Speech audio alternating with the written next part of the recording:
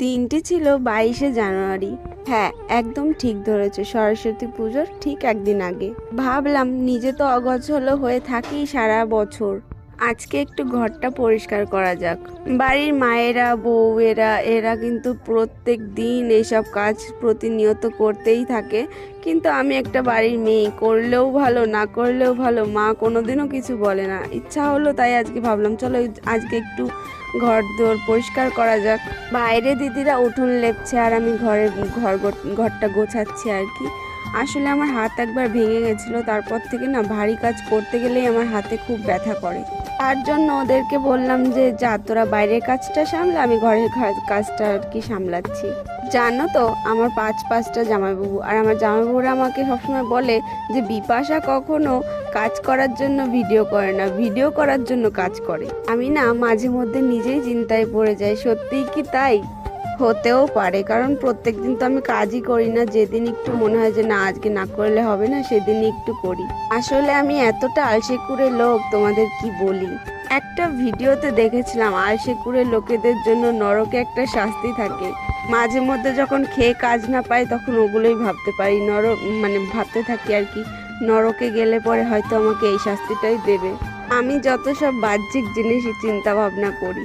সবাই বলে কাজে ব্যস্ত থাকলে নাকি মন ভালো থাকে। 2026 সালের শুরুতেই অনেক কিছু হারিয়েছি এবং অনেক কিছু পেয়েছি। না পাওয়ার দুঃখগুলোই কিন্তু বেশি লাগে। মানুষ আসলে এরকমই হয়, যেটা পায় সেটা নিয়ে তারা অতটা চিন্তা ভাবনা করে না, কিন্তু যেটা হারিয়ে ফেলেছে সেটা নিয়ে অনেক চিন্তা ভাবনা করে। আমার ক্ষেত্রেও কিন্তু সেম কেস।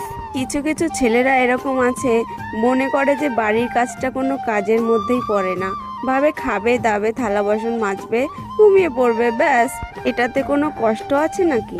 যত কষ্ট ততই সবই তো ছেলেদের।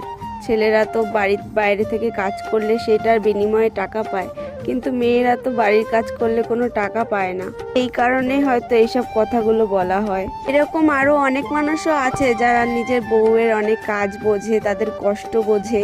আর একটা মেয়ের সব থেকে বড় পাওনা হচ্ছে তার কষ্টটা যে তার স্বামী বুঝতে পারছে, সেটাই তাদের কাছে অনেক। দিশাদি সেতুদি এদের কথা না বলে পারলাম না। এদের ভালোবাসা দেখে যে আমার এতটা ভালো লাগে তোমাদেরকে কি বলি। আমার চোখে এরাই আসল পুরুষ মানুষ।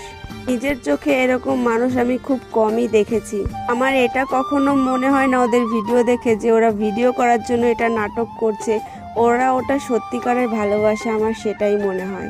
আর এইসব কথা আমার সেদিনই মনে পড়ে যেদিন আমি বাড়ির কাজ করি।